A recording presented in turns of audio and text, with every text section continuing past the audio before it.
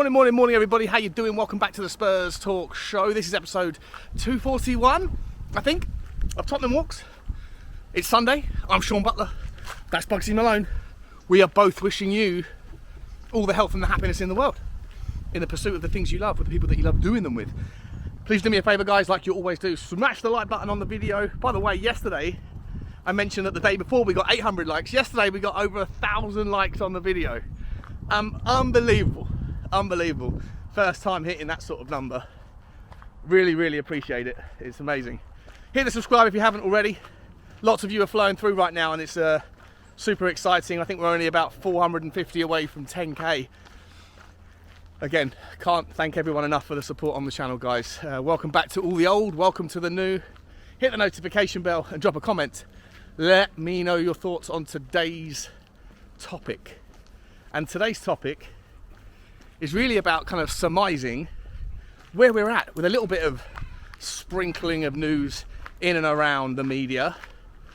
Things like Micky van der Ven, when asked a question about the Tottenham links, his response was, yeah, it was forwarded to me. If something serious comes in, my agent will know to call me. I mean, dare I read between the lines on that one and read it as something positive, that he didn't say, nah, I'm good at Wolfsburg or Tottenham, something like that. Nothing like that happened. Instead, it sounded pretty positive, or at least not negative, and leads me to get excited. How's Bugsy doing? She's catching us up slowly. Also, guys, strong links emerging for Tosin Adarabioyo. I don't know if that's the correct way of saying that name. Too many vowels for it to roll effortlessly off the tongue. But guys, I'm a big fan of Tosin. I am. He can play on the right side of centre back. He can play on the left, but that's him out of position. He's even played right back at times for Fulham. But you know, moments here and there. I wouldn't say that he is a right back. However, he's in his last year of his contract. I think he's a really good fit, and he's valued at transfer market at like 15 million euros. I'm not sure if that's even baked in the fact that he's in his last year of his contract, so Tottenham could get him into the squad as backup to Romero or competition for Romero, with the outside chance of being able to utilise him in certain scenarios, you know, on the right as well. And it leads you to kind of think, guys, right, that I know we're not quite over the line with any of these deals yet, but for me personally, I'm finding it quite a positive window, although most windows start quite positively, don't they? And then end like whatever number we give the window thus far. I remember going through this all of last summer. Thus far, on July the 1st, the window's an 8. And then by the end, it's a 7, it's a 6, it's a 5, it's barely a 4. I'm hoping and hopeful that this time it is not going to turn out that way. But what I would say is, when you start to put all those stronger links into a potential squad, I start to think that it's incredibly competitive. Let me just sort of go through this as best I can off the top of my head. In goal, you've got Vicario swapping for Foster. In the centre backs, you could have on the right Romero with Tosin behind as rotation. On the left, Tapsoba with Van der Ven behind, or if only one of those two in, then you might find that we get like a Max Kilman or someone else instead. If it is Van der Ven, he could play on the left and give competition to Ben Davies and Udogie. And Ben Davies, of course, can also fit into the left-sided centre-back spot if absolutely necessary. So, you know, like with the squad, you have 2 players for each position, and then there's 3 players that make up the 25 that you can kind of use as utility players. One of those will be a third goalkeeper, and then the other 2 would be, you know, players that can add as a third choice or a utility option around the squad. And I think Ben Davies and or Van der Ven, however you want to think of it, would be one of those guys who could play in multiple positions. And on the right back side, you've got Emerson and Pedro Porro. Maybe even Jed Spence, but I don't think so personally. That's a really solid back four. At the top end of the pitch is very easy. You could predict a scenario where you've got Decky and Porro interchanging at the right side, which would obviously leave room then for Jed Spence as the second right back if you wanted to play Porro as the second right wing forward. On the left you could have Sonny and Harvey Barnes, and up top Richarlison and Kane. It's a very competitive forward line. And then in the middle you've got, say, Maddison and maybe Ndombele, if Postecoglou thinks Ndombele is worth a crack as your kind of number 10 role type guy. And then behind them you've got Bissouma and Sarr and Bentancur and Skip, if you thought that Højbjerg was surplus to requirements. Like, I personally think it would be ideal to be able to improve on Ollie Skip. Well, I'm happy to have one of Sarr or Skip in the squad, but to have both of them as the backups, I'm not sure if there's enough depth there personally. But guys, as a starting 11, and to have like 7 of the backup 11 good enough, to me that's a really interesting squad. And yes, there's going to be injuries. Yes, there'll be teething problems with the situation with Postecoglou coming in. Yes, there'll be a learning curve for all the players that have been around, that are staying around, to adapt to a new system, as well as all the players coming in that maybe haven't played that system before. Plus you've got to obviously get to know each other. We saw how difficult it was for Forest at the start of the season when they basically had like 18 new players come in. They started the season slowly, maybe because they didn't have any relationships, but as the season went on, they became more settled. And I think that will be what happens at Tottenham. I do think we'll have a slower start, but I think as the season progresses and the system is understood more and the chemistry starts to build up, I think you'll see Tottenham build into the race, into the season, and get stronger and stronger. But do you not think that squad, you know, if you sign Vicario, you sign Tapsoba and or Van der Ven and or Tosin, and then you go and sign Maddison and a Harvey Barnes,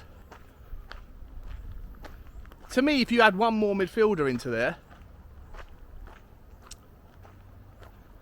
I think that's a really good squad. I think it's a really good window. Getting rid of the players we know we need to get rid of. You get rid of Sessegnon, you get rid of Lloris, you've gotten rid of Mora, you've gotten rid of Danjuma. But if you also get rid of Højbjerg to raise some money, you get rid of Dyer, Sanchez, Roden. Not even mentioned Longley, but I feel like that's a really good window, and I feel like you could look at that squad on paper and think that's a match for most teams on their day. Whereas you look at the squad that we've had this season, and you will have heard me be on, like, I don't know, Henry's channel, or with Sava, or with Dave and Jack, wherever, and we've had conversations about how many of these players actually get into, you know, the top 4 or 5 squads. How many of some of these defenders even get into the bottom half of the table teams? Whereas with the squad that I've just mentioned, that are all based on what looks like sincere links and credible sources talking about them, that conversation goes away.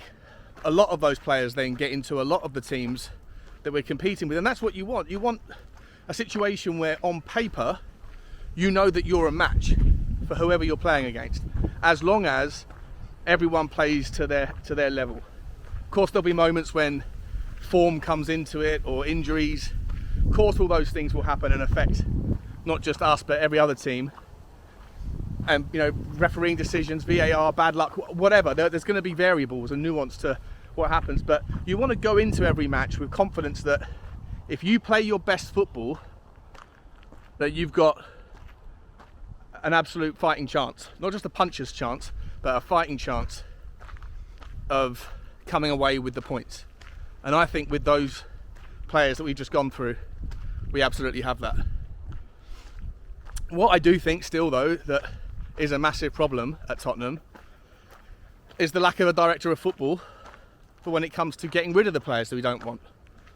I do not want to see a system where, you know, we're forced to put 8 players out on loan again all of whom are not players that we're trying to develop, but are players that we just can't find permanent homes for because they are overpaid and overvalued. And so both the club can't find a willing buyer who is willing to, meet the valuation, and even if they do, does the player really want to leave and have to sacrifice salary? Now, I'm not sure if it's a fortunate situation or an unfortunate situation, but a lot of the players that we want out of the club are actually entering into their last year or penultimate year of their contract. Now, that obviously doesn't help Daniel Levy from a negotiation standpoint on the valuations, but I think a lot of us are probably looking at a lot of the squad that we don't want and are willing to not really take much money at all for them. I don't know if Daniel Levy would ever feel the same, but I don't want too much of Postecoglou's time or energy being taken up having to think about the players that he doesn't want. He should make that mind up, hand over a list, and then someone should be getting on with it. And at the moment, there's more of our staff leaving the club than there is coming in. Postecoglou still doesn't have his own coaching team assembled. Scott Munn recently has basically pushed out, is it 2 or 3 of the different performance directors in another reorganisation? Steinson's gone. And obviously Paratici leaving as well. A lot of that work has been completely undone in the last month. There's so much to do, and I'm not really bothered about all that stuff. Like, that stuff can take care of itself, but I do want there to be an easy policy, an easy process of being able to ask from Postecoglou to be able to ask the club to get rid of these players and someone be able to step up and do it. Because what I don't want is pre-season trainings to start, and when the players return from Australia and having 8 or 9 players hanging around the training ground who have got bad moods because they're not in the first team plans but haven't been able to find a new club. A lot of pressure on Scott Munn to figure this out. I know he's been using the help of, is it Gabinini or Gabini, or however you say the head scout's name. But that guy's job is to find players, not to find new homes for unwanted players.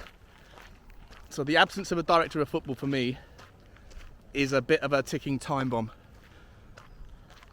I know I started this particular walk positively and I'm ending it negatively. I don't want it to come across that way. Let me know your thoughts though. Do you guys see some consequences to not having a director of football in regards to the process of getting rid of people like Lo Celso or Joe Rodon and Sanchez and Sessegnon or Reguilon? What are your thoughts there? I'm going to see you guys hopefully this evening at about 7 o'clock on a live stream where we're going to go through everything, talk about whatever's happened over the day and get creative. We'll figure out what to talk about. Be interesting. Like, subscribe and comment, guys. And as always, enjoy your Sunday. Bye-bye.